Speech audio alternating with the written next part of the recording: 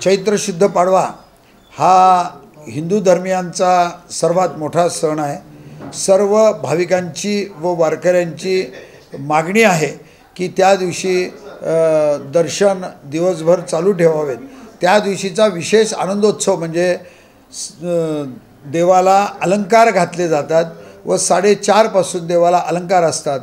तर मंदिर समितीचा आत्ताच असा निर्णय झाला की पहाटे 5 पासून ते रात्री 11 वाजेपर्यंत श्री विठ्ठलाचे व माता रुक्मिणीचे दर्शन सर्व भाविकांना खुले राहील।